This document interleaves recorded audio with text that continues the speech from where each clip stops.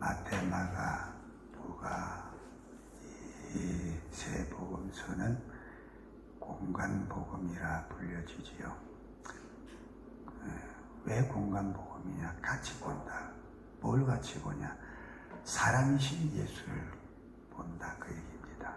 예수님은 사람이시다 하는 관점에서 보는 거고, 요한복음만 유일하게 하나님 되시는 예수를 말합니다. 그래서 마태복음은 그 가운데에서 특히 유대인을 상대로 한 복음이기 때문에 처음부터 다윗, 유대의 왕가인 다윗의 족보로 쭉 나오지요. 아브라함과 다윗의 자손, 그렇게 쭉 나오지요. 유대인의 왕이기 때문에 왕으로 오신 예수다, 그것을 증거하고 있습니다. 그 다음에 누가복음은 로마인들 또 헬라인들 세계 사람들을 상대로 해서 주신 복음인데, 그렇기 때문에 예수님은 사람이시다, 참 사람이시다 하는 것을 집중해서 우리에게 보여주기 때문에 누가복음에 있는 족보를 보면은 마리아에서부터 시작해서 쭉 올라가지요. 아담에게까지 그렇게 올라갑니다. 그 다음에 마가복음은 종 대신 예수, 나는 섬기로운 종이다, 종 대신 예수에 대해서 말씀을 하는데, 이 복음서에는 족보가 없어. 사람이기 때문에 족보를 다 얘기하는데 여기에는 족보가 없어. 왜? 종은 족보가 없잖아요. 종에게는 족보가 없어. 그래서 족보가 기록이 안 돼 있어요. 이렇게 예수님에 대해서, 사람으로 오신 예수에 대해서도 우리의 왕으로 오신 예수, 또 참사람으로 대속제물이 되기 위한 참사람으로 오신 예수, 그리고 우리를 전적으로 섬기고 자기의 목숨까지도 우리 위해서 다 내어주시기 위한 종으로, 섬기는 종으로 오신 예수, 이렇게 세 방면에서 세밀하게 말씀을 해주고, 그리고 요한복음에서 하나님으로 오신 예수, 하나님의 아들이신 예수요, 그렇기 때문에 하나님이신 예수다, 그것을 우리에게 증거해 주고 있지요. 그래서 이런 관점을 잘 알고 사복음서를 읽어보면은 우리에게 큰 은혜가 되어집니다. 그냥 무작정으로 읽는 게 아니고. 그래서 우리가 하나님의 아들로 말씀이 육신이 되어서 오신 예수에 대해서 말씀하고 있는 이 요한복음에 대해서 오늘부터 우리가 함께 살펴보려고 합니다. 1절에 태초에 말씀이 계시니라 그랬어요. 자, 이 말씀은 선포와 같지요. 창세기 1장 1절에 보면은 태초에 하나님이 천지를 창조하시니라 그랬어요. 태초에 하나님이 천지를 창조하셨다. 그럼 그때의 태초에, 여기에 태초에 똑같은 태초냐? 아니, 차이가 있어요. 창세기 1장 1절의 태초는 하나님께서 만물을 창조하신 바로 그 시점을 말합니다. 그러니까 피조물들에 있어서 그 시작, 그것이 태초지요. 그래서 태초의 히브리어의 그 원어의 뜻은 뭔가니까 기원이라는 말이에요. 기원, 시작. 근데 여기에 태초는 뭔가 하니까 그 태초 이전에 하나님께서 존재하시던 그때를 이야기해요. 그럼 하나님은 영이시니까, 영이신 하나님은 스스로 계신다. 하나님만이 자신을 가리켜서 나는 스스로 있는 자다 하실 수가 있지요. 그 말은 하나님 외에는 뭐라는 겁니까? 다 하나님으로부터 지원받은 존재, 하나님으로부터 만들어진 존재다, 그 얘기예요. 그런데 이 말씀이 얼마나 위대한 선포요 말씀인지 잘 생각해봐요. 세상에 어느 것도, 어느 이방들의 신들도 역사 이래로 발굴되어진 고고학적인 발굴을 통해서 나타난 수많은 문헌과 그들이 섬기는 신들에 대한 기사와 기록들을 다 살펴봐도 신이 자기를 가리켜서 나는 스스로 있는 자다 한 것은 없어요. 오직 하나님만이 나는 스스로 있다. 자존하신다. 그러니까 다른 것은 피조되지 아니한 유일한 존재가 자신이시라. 그럼 다른 존재는 뭐예요? 하나님 외에 다른 존재는 뭡니까? 다 하나님으로부터 지원받은 피조물이다 그 얘기죠. 그러니까 벌써 격에서 확연히 차이가 나잖아요. 하나님께서 자신에 대해서 확실하게 증거하시고 드러내셨잖아요. 그 하나님이 영이시다 그랬어요. 영이신 하나님은 만질 수도 없고 감각할 수도 없고 볼 수도 없고 모양도 형체도 없으신 분입니다.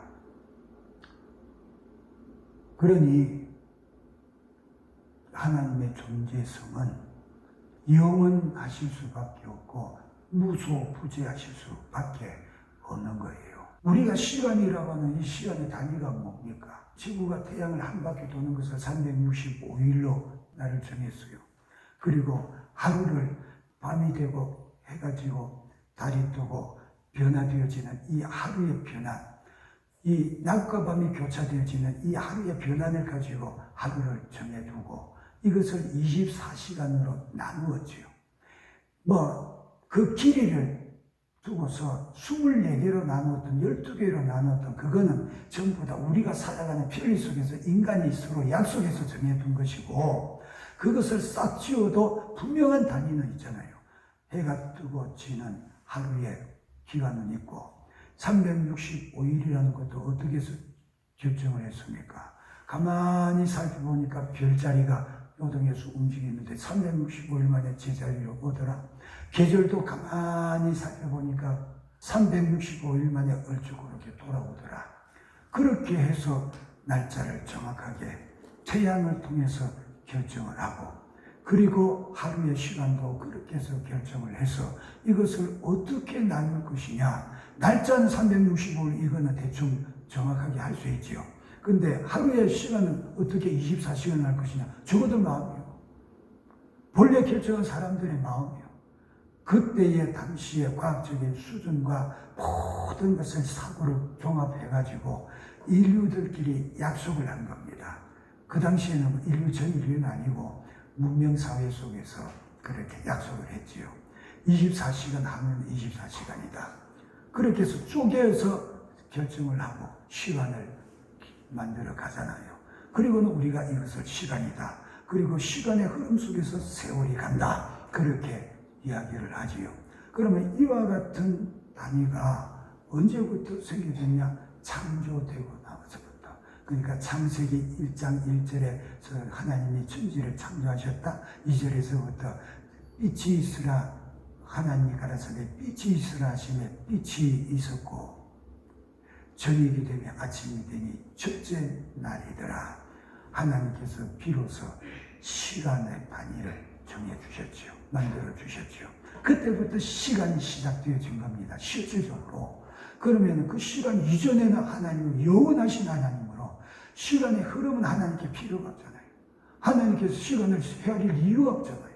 그분이 자존하시는 그분은 이미 영원전부터 영원까지 홀로 계시는 분이시니 그분에게는 과거와 현재와 미래가 종합으로 함께 있는 겁니다. 그러니까 시간 계산은 우리만 하고 있는 거예요. 그래서 베드로서에서 뭐라고 그랬어요? 야, 하나님께는 천년이 하루 같고 하루가 천년 같지 않냐? 우리의 시간 계산은 천년은 엄청나게 길어. 근데 하나님께는 우리는 천년이 대단히 길게 가는데 하나님께는 하루만큼도 안 된다 그 얘기예요. 그분에게는 왜? 천년의 세월이 순간에 현재에 계시고 이 현재는 미래에도 과거에도 공존하고 계시는 분이시니까 시간의 개념은 우리와 다르신 분이시다. 그러니 여기에 태초라고 하는 것은 창조하기 이전에 하나님이 존재하시던 때 그때를 얘기해요. 그때에 말씀이 계셨대요. 존재하셨대요. 여기에 계신다 하는 것은 존재를 이야기하는 영어로 지금 비동사입니다. 태초에 말씀이 계시니라. 계셨다. 태초에 과거 영원한 전에 만물이 창조되기 이전의 어느 시점에 그 영원한 그 어느 때에 말씀이 계셨다. 그 계시던 존재는 지금도 끝나지 않고 계속하고 계신다. 하나님과 함께 계셨으니 이 말씀이 곧 하나님이시다. 하나님과 동격이다. 그 얘기예요. 근데 이 말씀이 여기에서 이제 우리가 말씀이라는 게 뭐예요? 대통령이 말씀하십니다. 왕이 말씀하셨다. 부모님 말씀하신다. 그에게 입술을 통해서 나오는 말을 두고 말씀이다. 그렇게 하지요. 그럼 그 말은 말씀 자체가 인격이 아니고 말하는 그의 인격을 인해서 말씀이 그와 동등한 능력을 가지고 가치를 가지고 권위를 가지고 그러잖아요. 근데 여기에서는 독립되어져 있어요. 그래서 사도행전 20장에도 보면은 바울이 마지막으로 예루살렘으로 올라가면서 에베소 교회 장로들을 불러놓고 해변가에서 함께 말씀을 전하고 그들과 함께 무릎 꿇고 기도하면서 그들에게 말할 때에 뭐라고 하는 거니까 내가 주와 및 그 은혜의 말씀께 부탁하노니 그랬어요. 내 주님과 말씀께 부탁한다. 말씀을 인격으로 인정하고 있죠. 그러니 이 말씀이 하나님과 함께 계셨대요. 그 입에서 유출돼서 나오는 것이 아니고 말씀이 함께 인격으로 존재하여 계셨대요. 그 말씀이 어떤 것인가 하니까 14절에 말씀이 육신이 되어 우리 가운데 거하시매 우리가 그의 영광을 보니 아버지의 독생자의 영광이요 은혜와 진리가 충만하더라 그랬어요. 말씀이 육신이 있고 우리 가운데 오셨대요. 그리고 아버지는 하나님은 영계수가여 그곳에 계시면서 그의 뜻대로 아들을 통하여서 그의 뜻을 우리에게서 이루어 가셨다는 거예요. 그 실제적으로 아버지의 뜻을 이루기 위해서 말씀이 육신이 돼서 우리 가운데 오셔서 생애를 주신 것이 독생자 예수시다. 그가 독생자 예수, 성자 하나님이시다. 그 얘기죠. 그래서 여기에 이 말씀을 가리켜서 하나의 인격이시여 제2위의 하나님이신 성자를 증거해 주고 있다. 그렇게 말씀을 합니다. 그런데 그러면 이렇게 태초에 계셨던 말씀이 확실하게 하나님이시다. 성자 육신이 되셔서 오셔서 우리에게 성자 하나님으로 나타나신 분이시다. 오신 분이시다. 그렇게 우리가 이해되어진다면 자 이제 하나 물을게요. 기록된 이 성경이 하나님 말씀이신 것을 믿으시면 아멘 합시다. 아멘. 그러면은 말씀이 하나님이신 것도 믿으시면 아멘 합시다. 아멘. 아멘. 성경은 기록된 하나님의 말씀이니 하나님의 말씀이 확실하다. 또 말씀은 오늘 1절에 있는 말씀 그대로 하나님과 함께 계셨고 하나님이시다. 이것을 우리가 믿는다면은 그 말씀의 권위와 그 말씀의 신성을 인정해 드려야 되지 않겠어요? 인정해 드려야 되지 않겠어요? 이 말씀이 어떤 건가 한번 잘 봐요. 창세기 1장 1절에 하나님이 가라사대 빛이 있으라 하시니 빛이 있었다. 또 이것이 있으라 저것이 있으라 하시는 말씀대로 만물이 말씀으로 이루어졌다. 인생들은 뭔가 재료가 있어야 만들어내. 하나님은 무에서 창조하셔서 말씀 한마디로 만들으셔서 그리고 그 만드신 것에 대한 모든 지식을 통달하고 계셔. 우리가 이거 하나를 생각을 해도 이것은 철이다. 그러면 여기에 이 철에 대한 모든 지식을 요거 하나에도 엄청난 지식이 들어있어요. 단순히 철이라고 하는 것으로 말하는 게 아니고 이것을 이렇게 만들기까지 무엇이 섞여져 있으며 어떻게 이렇게 형상화될 때까지 몇 도에 녹여야 되며 틀을 어떻게 해야 되며 여기에 도금을 이렇게 했는데 이것은 뭐며 이거 하나만 봐도 여기에 필요한 지식들이 엄청나게 많죠. 근데 하나님께서는 이 모든 것에 대해서 지으실 때에 지으신 그분이 모르시겠냐? 통달하고 계신다. 그래서 전지하신 분이시지요. 전지하신 지식으로 입으로 그냥 말씀으로 만드셨을지라도 그것에 대한 모든 지식을 다 가지고 계시는 하나님. 그러면 그 말씀이 뭐냐? 그렇게 창조하게 하신 말씀이 뭐냐? 말씀이 지식이요, 말씀이 능력이요, 말씀이 권세요, 말씀이 신승이요. 말씀이 그 모든 것을 다 포함하고 있다. 그러니 그 말씀이 만물을 창조하셨다고 밑에 분명히 말씀하고 있잖아요. 만물이 그로 말미암아 창조해 지은 바 되었으니 지은 것이 하나도 그가 없이는 된 것이 없다. 여기에 그로 말미암다고 하면서 그를 통해서 지어졌다 그 얘기입니다. 하나님께서 말씀을 통해서 만물을 지으셨다. 그러니 말씀이 선포되어져야 지음이 되어진다 그 얘기입니다. 말씀이 선포되지 않으면 안 지어지는 거예요. 그러니까 그를 통해서 그를 만미하면서 지음을 받은 거지요. 그 말씀의 권위는 하나님의 권위요. 절대적인 권위입니다. 그런데 이 말씀을 우리가 절대성을 가지고 인정하고 있느냐 그 얘기죠. 말씀을 하니까 말씀하신 그대로 천지 만물이 다 지어졌어. 착착 생겨져서 없던 것이 생겨져서 그렇게 지음받은 존재이기 때문에 지금 그 말씀이 육신을 입고 우리 가운데 오셔서 그 피조물을 향해서 말씀하시니까 그 말씀에 전부 다 복종하고 순종해 버리더라. 그러니 풍랑이 몰아칠 때에 바람아 잠잠하라, 풍랑아 잠잠하라 말씀하시니 그대로 잠잠하게 복종하잖아요. 제자들이 깜짝 놀라가지고 이 어떤 사람이기에 바람과 풍랑도 복종하는 거. 어떤 사람은 누구라? 자기들이 신앙 고백했잖아. 주는 그리스도시요 살아계신 하나님의 아들이십니다. 하나님의 아들이시요 하나님이시니까 복종하는 거지. 하나님이 지으신 피조물이니까 복종하는 거지. 그의 복종케 하시는 말씀의 권위와 능력이 어떠한가 보세요. 귀신에게 명령하니까 순종해요.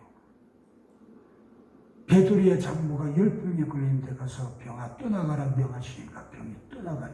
병도 순종해요. 생명이 없고 인격이 없는 물건도 바람도 물체도 순종하고 병도 순종하고 귀신도 순종하고 그거 뿐입니까? 죽은 시체를 향하여서도 말씀하시니까 그 말씀에 순종하지 않더냐. 나사로야 나오라 명하시니까 수동을 동인 채로 시체가 걸어 나와. 나인성 가구의 아들 청년이 죽었는데 상여를 메고 지금 무덤으로 장사하러 가는데 상여를 세워놓고 청년아 일어나라 명하시니까 뿔떡거리고 일어나. 그러잖아요. 회당장 야이로의 집에 12살 난 딸이 죽었는데 가서 달리다고 소녀야 내가 내게 명하노니 일어나라 명하시니까 눈을 반짝 뜨고 일어나잖아요. 아무것도 듣지 못하고 아무리 두들겨 차고 패고 치매고 별짓을 다 해도 아무 감각도 없는 이 시체에게도 말씀이 육신이 되신 그 예수가 말씀하시니까 즉시로 순종하여 일어나더라. 육신을 입으셨지만은 말씀이시잖아. 육신을 입으셨지만은 하나님과 함께 계신 그분은 하나님이시잖아. 그러니 하나님의 권세가 권위가 그대로 적용되어지니까 그렇게 다 순종하고 복종하지 않더냐. 그런데 이 말씀에 유일하게 복종치 않는 존재가 있어요. 누굴까? 마귀라고 대답하고 싶은 사람 손 들어봐요. 아무도 손 안 드네요. 사람이라고 하고 싶은 사람 손 들어봐요. 사람 맞아요. 사람만 유일하게 모든 피조물 속에서 하나님 말씀에 절대 복종하네요. 복종했다면 오늘날 저와 여러분이 정말로 이런 재중에서 공부하지 않을 거예요. 아담아, 너 말이야 여기 에덴 동산의 모든 것 다 이거다. 네가 누려라. 정복하고 다스리고 번성해라. 축복할게. 그런데 에덴 동산 중앙에 있는 선악과는 먹지 마라. 먹는 날에는 정령 죽을 거다. 죽을 거야. 명령이요. 말씀이요. 그런데 그가 순종했어요, 안 했어요? 순종 안 했잖아요. 그 하나님을 최초로 도전하고 타락한 사탄도 하나님께서 그에게 주신 완벽한 영광 속에서 스스로 교만해져서 야, 이 영광을 바라보니까 나처럼 완벽한 자가 없어. 그런데 왜 하나님만 영광을 받으셔야 돼? 나도 받을만 하잖아. 자격 있잖아. 그러니 내가 구름 높은 곳에 보좌에 계신 그분과 비밀이라. 나도 그곳에 함께 찬송을 받으리라. 교만해져서 하나님 자리에 앉겠다고 까불다가 말씀으로 지어진 영적인 존재 천사니까 뭐 다투고 자식 할 게 없어. 하나님 앞에 뭐가 크고 그가 비록 하나님 다음으로 가장 지혜롭고 가장 능력이 충만한 존재라고 한다 할지라도 감히 하나님께는 대적이 안 되잖아요. 말씀 한마디로 끝장나버렸죠. 그 말은 그런 존재도 하나님의 말씀 앞에는 절대 순종할 수밖에 없다는 겁니다. 그러니 나가라! 예수께서 명하실 때에 어떤 놈이 반항합니까? 그냥 순종해서 다 떠나가잖아요. 변화산 아래에서도 제자들은 쫓아내지 못해도 예수님께서는 그 아이를 명하여 귀신아 나가라 명하시니까 즉시로 나가지 않더냐. 군대 귀신 들려서 정말로 그 힘을 누구도 담지 못해서 쇠사슬로 묶어놔도 그 쇠사슬을 끊고 도망쳐서 공동묘지 사이에서 거하면서 사람들을 공포감을 일으키게 하던 그 귀신 들린 군대 귀신 들린 사람도 예수님께서 군대 귀신을 멀리서 보고 그 사람에서 나가! 그러니까 그냥 달려와서 액을 복구를 하는 것이 이왕에 우리 쫓아내시려면 저 돼지떼에게 들어가게 하옵소서. 그거라도 허락해달라고 그렇게 사정해서 허락받으니까 얼른 그리로 들어가고 순종하잖아요. 귀신도 사탄도 하나님의 원수 되겠지만 그것은 조금도 하나님 앞에 거역할 수 있는 능력이 없는 것들이요. 그런데 유일하게 인생만 거역해요. 유일하게 하나님의 모양과 형상을 따라 지어받았잖아요. 우리의 육체를 흙으로 빚으시고 그 코에 생기를 불어넣어 생명이 되게 하셨다. 산 영적인 존재가 되게 하셨다. 그러면 육체로 빚은 내 모양이 하나님이 아니잖아요. 영이신 하나님의 모양과 형상을 닮은 것은 내 영혼이잖아요. 그래서 예수님도 성경에 보면은 고린도전서 4장 4절에 보면은 하나님의 형상이라고 그랬어요. 육신을 입고 오신 예수, 근데 그분을 가리켜서 하나님의 형상이요. 예수님도 자신을 가리켜서 제자들이 그랬잖아요. 하나님을 보여주시옵소서. 아버지를 우리에게 보여주시옵소서. 야, 너희가 지금까지 나와 함께 있으면서도 나보고 하나님을 보여달라고 하냐. 나를 본 자는 아버지를 보았다. 이미 본 거야. 왜? 예수에게서 나타나는 인격과 성품과 모든 것들이 하나님을 그대로 나타내주고 있다고 얘기해요. 예수님이 하신 모든 것이 하나님의 역사였으니까 그에게서 나타나는 능력, 그에게서 나타나는 권위, 그에게서 나타나는 진리, 그에게서 나타나는 권세, 그에게서 나타나는 신령한 신성, 이 모든 것들이 다 하나님을 증거하고 하나님을 표현하고 하나님을 나타내는 것이니까 예수를 만나고 예수를 본 자들은 다 하나님을 보았다. 근데 왜 나더러 하나님을 보여달라고 하냐? 나를 보면 모르겠냐? 나를 보면 몰라? 그 얘기죠. 근데 그 예수님의 육신의 형체를 이야기하겠냐? 아니, 그에게서 풍겨지는 모든 인격적인 것이잖아요. 신성이잖아요. 그 주님의 말씀 앞에 모든 것이 다 복종하고 순종하는데 사람만은 그에게 우리에게 뭘 주셨기 때문에 자유의지를 주셨기 때문에 범죄하고 타락한 이후에도 이 자유의지를 하나님께서 회수를 안 하셨어. 안 하시고 여전히 우리에게 자유권을 주셨어요. 하나님 말씀에 대하여서 순종할 것이냐, 배타고 부인할 것이냐, 거부할 것이냐. 이 자유를 우리에게 주셨기 때문에, 아담에게도 그것을 주셨기 때문에, 인격으로 너와 나가 동등하게 교제하자고 주셨기 때문에, 아담이 하나님의 말씀을 순종할 권리도 있었고 거부할 권리도 있은 그대로 그 권리를 사용했는데 그 권리를 잘못 사용했다, 그 얘기입니다. 마귀가 속삭이는 소리에 귀를 기울여 듣고 하나님의 말씀을 들어야 할 귀가 마귀의 말에 귀를 기울이고 듣고 말았으니 그것에 혹하여서 그 말을 듣고 그것을 받아들이기로 결정한 그 순간에 그는 벌써 타락되어졌다. 그래서 하나님 말씀을 불순종했지요. 그리고 불순종한 그 타락의 죄악들이 오늘의 일까지 저와 여러분에게도 여전히 있어서 모든 인류 속에 여전히 잠복해 있다.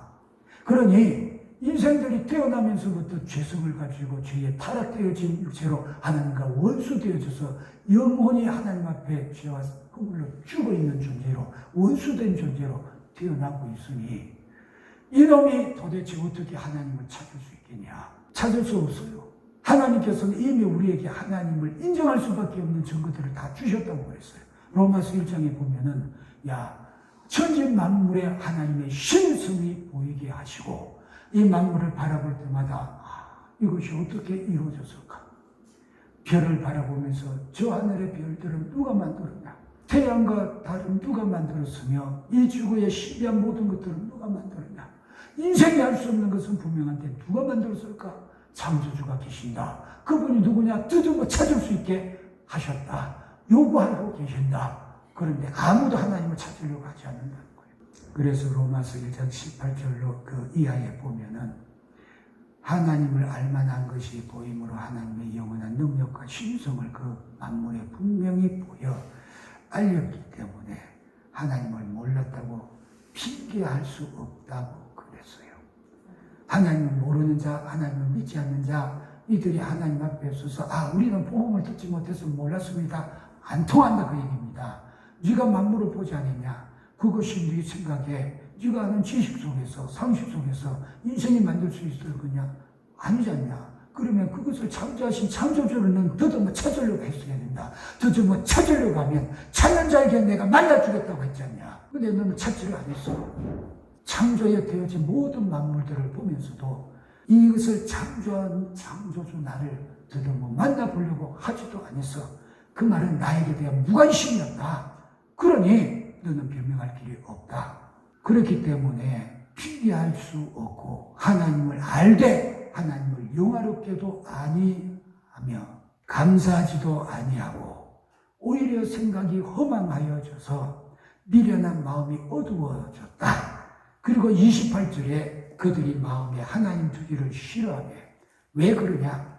왜 그렇게 하나님을 알려고 하지도 않고 알만한 것을 주었었는데도 더듬어 찾아보려고도 하지 않고 혹여 하나님을 계시는 존재성에 대해서 알 수 있게 해서도 알게 하심에도 그 지식을 거부하고 끝까지 하나님을 그 마음에 두지 않으려고 작정을 하고 외면하고 그렇게 행하였느냐? 그렇게 해서 그들이 하나님을 마음에 두기를 싫어하고 하나님을 믿기를 거부하는 것을 그냥 그대로 내버려 두셨다. 그래서 그들은 그 상실한 마음대로 내버려 두사 합당치 못한 일을 하게 하셨으니 곧 온갖 불의와 죄악들이었다고 그 죄악들을 줄줄이 밑에 기록을 하고 있지요. 그러니 보세요. 우리 인생은 하나님 앞에 아무것도 변명할 수 없다는 것은 분명하게 알아야 돼요. 내가 하나님을 몰라서 못 믿었습니다. 안 통한다 그 얘기입니다.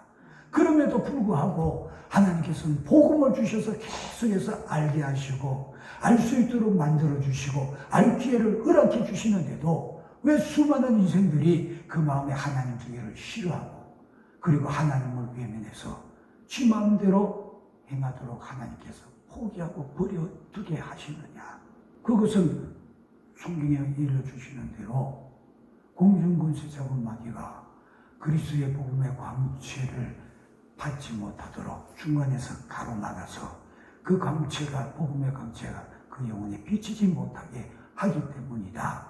그랬어요. 광채를 가로막고 복음을 받지 못하게 하고 방해하고 한다고 할지라도 우리가 무엇으로든지 하나님의 지으신 창조물을 바라보면서 창조주 하나님을 안다고 한다면은 근본적으로 우리는 그 창조하신 창조주 하나님 앞에 순종하고 복종해야 된다고 하는 이 마음을 가지고 순종할 자세를 가져야 되는데 인생이 안 그런다 그 얘기예요. 마음이 하나님 주기를 싫어한다. 마귀가 그렇게 역사하며 복음을 가로막고 그 악한 마음을 심어주는 대로 거기에 끌려가서 그렇게 불복종하고 불순종한다. 그것이 죄다 그 얘기예요. 하나님 앞에 불순종하는 그것이 죄다 그 얘기입니다. 그러니 저와 여러분이 자 보세요. 하나님 말씀입니다. 아멘. 말씀은 하나님이십니다. 아멘. 그러면 결론이 뭡니까? 하나님 말씀은 하나님이시니까 그 하나님 앞에 우리는 순종해야 된다. 순종해야 된다. 답이 나오자 있잖아요. 근데 그렇게 하냐 그 얘기입니다. 말씀을 들을 때는 아멘 하고 다 동의하고 지지해요. 만일에 이것을 가지고 지식적인 시험지를 가지고 시험지를 받아서 시험을 친다면 다 100점 받아. 근데 시험 치면 다 100점 받을 수 있는데 100점이 분명한데 어찌해서 하나님 앞에서 나오는 성적표는 전부 다 빵점이냐 그 얘기예요. 어찌해서 행동하는 것에서는 다 빵점이 되고 있냐 그 얘기예요. 답은 하나밖에 없어요. 불순종하기 때문에. 순종하지 않기 때문에 그래요. 생각은 동의하고 지지해요. 아멘. 시험치가면 다 100점 받을 수 있어요. 근데 행동으로 보는 시험에는 빵점이에요. 꼭 우리가 어릴 때 초등학교 다닐 때하고 똑같아요. 지금은 윤리도덕 과목이 있는가 모르겠어요. 우리 국민학교 다닐 때는 윤리도덕 과목이 있었어요. 그랬지요. 근데 윤리도덕 과목은 공부할 것도 없어. 워낙 뻔한 거니까, 상식적인 거니까. 공부 안 하고도 시험 쳐. 그래도 100점 나왔어요. 근데 집에서 하는 꼴을 보면은 빵점이에요. 윤리도덕 시간에 배운 대로 부모에게 순종하고 부모에게 효도해라. 하나도 안 하는데 뭐 용돈 달라고 안글 그냥 속을 바글바글 끓이기 일수지. 공부하는데 공부 안 하고 돌아다니기 일수지. 별 개구쟁이 짓 하고 돌아다녔지. 하나도 부모님 마음에 맞게 한 게 없어. 그럼 윤리도덕 시험 100점 받은 게 무슨 소용이 있어요? 행동 빵점인데. 순종할 때는 언제나 아버지가 무서워서 내가 겁이 나서 그럴 때밖에 없어. 엄마는 항상 너그럽게 그냥 사랑하고 포용해 주니까 그냥 마음 놓고 안글거리고 떼쓰고 못살게 굴지요. 그게 무슨 100점이에요. 어른에게 말씀 한마디 해도 어떻게 용어를 써야 된다 잘 알지. 그런데 엄마한테는 반말 틱틱거렸어요. 그게 무슨 100점이에요.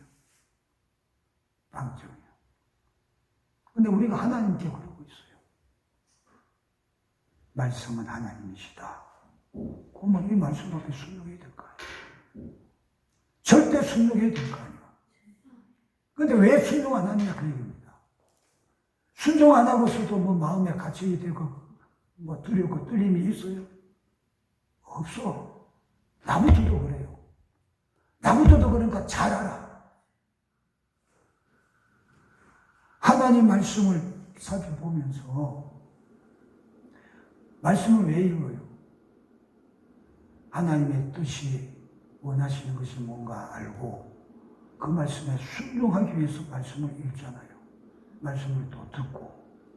그런데 말씀을 읽을 때, 말씀을 들을 때 하나님이신 말씀이 지금 나에게 말씀하고 계시는데 이 말씀이 지금 나에게 기록되어져서 기록된 말씀으로 내 눈에 지금 들어오고 있는데 이 말씀이 내 눈에 들어와서 그 문자로 글자로 읽고 있지만은 하나님의 지음하신 음성이다. 만물을 창조하신 권세 있는 목소리다. 이런 믿음 가지고 읽을 때 내 귀에 성령의 음성같이 우리같이 들려지는 음성이 느껴진다면 우리는 이 말씀 앞에 두렵고 떨림으로 순종해야 될 텐데 읽으면서도 그냥 무덤덤하잖아요. 내가 분명하게 어긴 말씀이 나타나도 그 말씀 앞에 아이고 큰일 났네 어찌할꼬 하나님께서 이와 같이 말씀하시는데 내가 이 말씀에 거역하고 반대로 했네. 그 자리에서 무릎 빡 꿇고 회개해야 되는데 그런 말씀이 있네. 그리고 소설책 읽듯이 무덤덤 넘어가지 않냐. 뭐 하나님 말씀이 소설책이냐. 어떤 사람 그럽디다. 최고의 숙면제는 성경이라고. 읽으면 곧장 잠이 잡은다고. 얼마나 하나님께 무관심하고 얼마나 하나님 말씀을 무시하고 조롱하면 그런 소리 하겠냐 그 얘기요. 하나님의 말씀이잖아요. 말씀은 하나님이시잖아요. 이 하나님의 말씀의 권위가 얼마나 엄중한가 봐요. 출애굽기에 보니까 모세가 시내산에 올라가서 하나님 말씀을 들을 때에 우리가 번개가 치고 한 구름이 그 산을 가렸다 그랬어요. 근데 하나님께서 이스라엘 백성들을 산 밑에 모이게 하고 모세가 그 앞에 서서 하나님이 직접 말씀하시는 말씀을 들을 때에 전부 다 지함을 하잖아요. 모세의 모든 인생들과 짐승들까지 다 두려워 벌벌 떨면서 무릎이 후들후들거리고 주저앉잖아요. 왜? 너무나 두렵고 무서우니까. 하나님께서 시내산에 강림하셔서 그 음성을 바라시니 그냥 인생들에게 들을 수 있는 그 은혜로 말씀하시는 그 음성 속에서도 얼마나 두렵고 두려운지 벌벌 떨면서 모세에게 말하잖아요.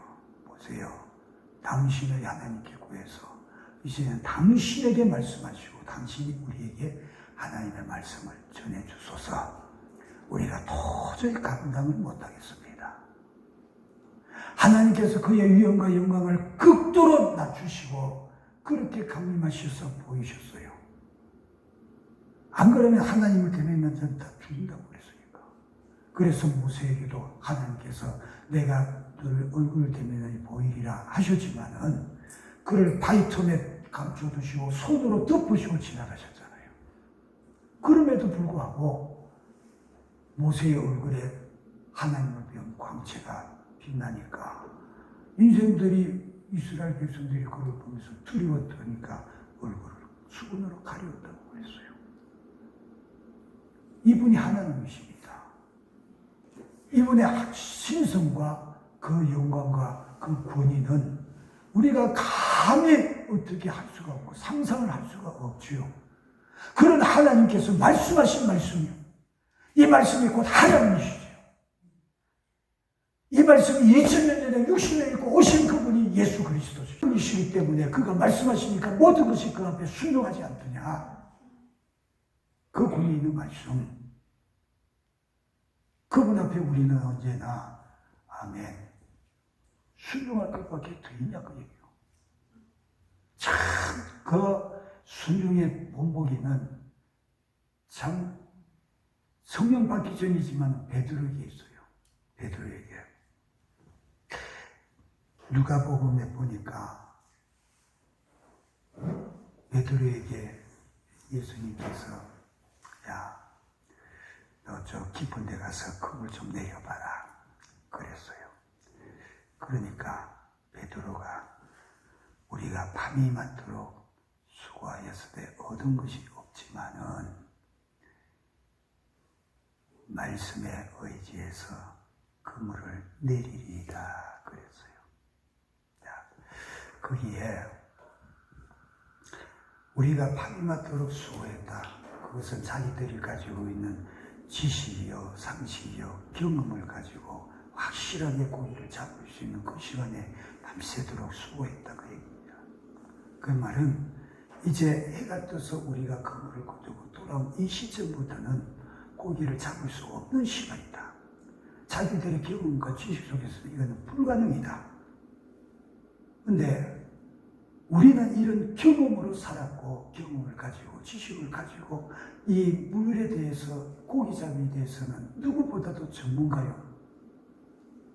전문 지식을 자랑할 수 있지만 선생님 당신은 나사렛 저 산골짜기 목수하시던 분인 줄 아는데 그렇다고 한다 할지라도 이런저런 거 비교하지 않냐고 다 접어두고 당신이 말씀하셨기 때문에 내가 그 말씀대로 순종하여 건물을 내리겠습니다.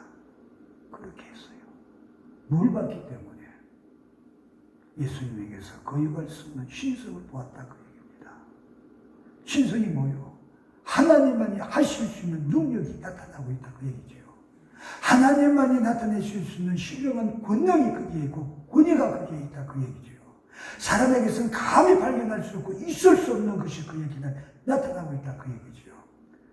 예수님에게서 그것을 발견하고 그것을 느끼기 때문에 평범한 인간으로 생각하면 도저히 받아들일 수 없는 말이지만 나는 당신이 가지고 있는 그 권위를 인정하고 그 권위 앞에 순종하겠습니다. 그래서 상식적으로 있을 수 없는 그 일을 실행을 하잖아요. 실행을. 그래서 손해봤어요. 그 밤에 잡지 못했던 물고기 한꺼번에 다가왔잖아요. 그 물이 찢어질 만큼. 근데 성령 받기 전에 베드로가 주님 곁에서 가까이 보면서 그가 말씀하시는 말씀 속에서 우리들을 가르치는 말씀 속에서 그 심령에 느껴지는 모든 신성과 신령한 권위와 그 권능을 느끼면서 자기의 지식과 경험과 자존심 싹 다 팽개치고 말씀에 의지하여 그 말씀의 권위에 내가 순종하겠다고 했잖아요. 말씀하신 그 말씀에 내가 순종하겠다고 했잖아요. 그런데 오늘날 우리는 베드로보다 훨씬 유리한 위치에 있어요. 왜? 예수의 영이신 성령께서 내게와 계시고 그가 나로 하여금 말씀을 믿게 해 주신다는 그 얘기입니다. 그런데도 불구하고 어찌하여서 하나님의 말씀이라고 하는데도 그렇게 무덤덤하냐? 어찌 그리 담대하냐? 그 얘기입니다. 그리고 어떻게 신앙이라고 하겠어요? 그리고 어떻게 신앙생활을 한다고 하겠어요? 하루하루 성경을 읽을 때마다 이 말씀 앞에 비춰보니 나는 죄인이요. 이 말씀을 보니 내가 또 불순종한 자요. 내가 이 말씀을 보니 하나님 앞에 불의한 자요 거역되잖아요. 이것이 애통하고 가슴 아프고 두렵고 떨려서 눈물 흘려서 회개하는 것이 신앙생활인 겁니다. 이런 생활은 우리가 어렸을 때 초등학교, 중학교 때 교회 가서 늘 봤던 모습들이에요. 늘 봤던 모습들이에요. 참 나이 많은 권사님들, 집사님들 참 저녁에 와서 기도하면서 애절하게 눈물 흘리고 부르짖으면서 기도하는 모습들 볼 때에 뭘 느끼겠어요? 그러면서도 더 말씀대로 더 살지 못해서 애가 타했지요. 근데 오늘날 우리는 그런 데 관심이 있고 생각이 미치냐? 좀 더 잘 살지 못해서 애가 타고 좀 더 돈을 못 벌어서 애가 타고 좀 더 건강하게 못 살아서 애가 타고 남들 다 가는 해외여행 못 가봐서 애가 타고 철철이 따라 유행되는 옷을 사입고 봄 잡게 살지 못해서 애가 타고 그런 것들 때문에 애가 타고 그런 것들 속상하지. 내가 오늘 주의 말씀대로 살지 못하고 뜻대로 살지 못한 이것이 애가 타서 가슴서 애통하며 울며 회개하고 괴로워한 적이 있냐 그 얘기예요. 우리가 상관없잖아요. 그러고도 내가 무슨 신앙의 사람이고 하나님 믿는 사람이겠냐. 아니 절대적인 권위를 나타내시는 말씀 앞에도 우리가 이같이 순종하지 못하는 만물이 다 순종하잖아요. 바람 아파도야 잠잠하라. 잠잠해. 시체 보고도 일어나라. 일어나. 귀신 보고 나가. 그러니까 나가. 하나님의 원수인데 하나님의 원수니까 지금도 하나님의 원수같이 대할 거 아니오. 그러니까 사탄 마귀는 예비던 지옥에 들어가 있는 그 순간까지 끝까지 하나님 대적하고 회방하려고 몸부림치고 있잖아요. 그런데도 말씀의 권위 앞에 꼼짝 못하고 반항 못하고 그냥 순종하고 나가잖아요. 근데 우리는 뭔데 그렇게 뻣뻣하냐 그 얘기입니다. 우리를 그만큼 우대해 주셔서 결정권을 주셨는데 그 결정권을 주님 기쁘시게 하는데 사용해야지. 나에게 주신 이 결정권을 가지고 내 자의로 내가 기쁘게 주의 뜻에 순종하겠나이다. 나에게 인격을 주셔서 스스로 결정하게 주신 권리를 주신 하나님 감사합니다. 이 권리를 내가 자의로 사용하여 주님의 뜻에 순종하고 말씀에 순종하겠나이다. 그것을 통해서 하나님은 기쁘심을 받고 싶으시다고 얘기해요. 그것이 영광이에요. 근데 우리를 창조하신 그 본래의 목적, 우리를 통해서 우리의 순종함을 통해서 영광 받으시고자 하시는 그 목적성을 우리가 스스로 다 무너뜨리면서 어찌하여서 뻔뻔스럽게 이것 주세요 저것 주세요 구하기 바쁘냐. 하나도 주님의 마음에 들게 한 것 없으면서 어찌 그리 뻔뻔한 것만 배웠냐 그 얘기죠. 오늘날 하나님 앞에서 저 자신을 바라보면은 꼭 제가 어릴 때 제 모습이에요. 우리 아버지는 워낙 겁이 나서 아예 막 멀리서만 봤고 우리 엄마 참 애 많이 먹였어요. 참 못 살게 굴면서 그러면서도 필요하면 쪼르르 가가지고 엄마 손 벌리고 뭐 못하는 거 있으면 쪼르르 가지고 엄마 해줘 그러고 맨날 엄마 이용만 해먹었어. 뻔뻔하게 그렇게 했어요. 철딱선이 없지만 옆에서 볼 때 참 얼마나 참 아이고 저놈도 자신이라고 싶었을 거예요. 사람들 보면은. 근데 지금 하나님 앞에서 내 모습 보니까 꼭 그 모습이에요. 꼭 그 모습. 어떤 사람은 내가 환난과 핍박 속에 있어서 고통받아도 그 고통보다도 하나님의 말씀대로 뜻대로 살지 못하는 것이 더 고통이요 더 힘든 것이라고 하나님 앞에서 애타하는데 어찌 되는 것이 참 육신으로 오는 조그만 고통도 괴로움도 그냥 그게 싫어서 고개를 절레절레 흔들면서 하나님이 복 주신다고 해놓고 왜 이러시냐고 하나님 앞에 항변하고 있는 그런 모습을 보면은 그게 신앙이겠냐 그 얘기죠. 대초의 말씀이 계시니라. 그 계신 하나님 그 말씀이 지금도 계셔요. 이완력하고요. 지금도 계셔요. 앞으로도 영원히 계실 거예요. 그 말씀이 지금 우리에게 말씀하고 계셔요. 말씀으로 우리에게 오셨어요. 기록되어져서 우리에게 보이고 계셔요. 이 말씀 앞에 언제까지 불순종하고 반항하겠시겠냐 그 얘기요. 언제까지 그러시겠냐. 성령 받지 아니한 베드로도 주님 곁에서 말씀하시는 그분에게서 신성을 느끼고 실제로 그랬잖아요.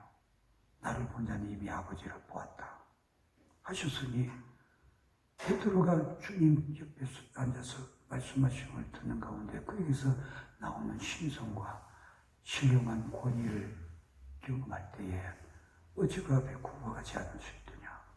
그래서 말씀에 의지하여 순종하겠다고 그랬는데 오늘 저와 여러분에게는 성령 하나님과 계셔. 예수의 영이 계셔. 누구보다도 베드로보다도 월등하게 예수를 느낄 수 있게 해주시는데 어찌하여서 그렇게도 불순종하고 말씀을 어기고 살면서도 두려워할 줄 모르느냐. 내 심령이 이만큼 지금 어두워져 있고 죄로 두터워져 있고 그만큼 무감각해져 있구나 깨달으시기를 바랍니다. 깨달고 회개하시기를 바랍니다. 정말로 가슴에서 회개하고 내 심령의 두터운 것을 깨뜨려 버려야 돼요. 그리고 말씀 앞에 신령한 영적인 권위를 느끼는 자 되시기를 바랍니다. 하나님 되심을 인정할 수밖에 없는 그의 신성을 느끼신 자 되시기를 바랍니다. 그리고 이 말씀 앞에 절대 순종하는 저와 여러분 꼭 되어지시기를 주님의 이름으로 축복합니다.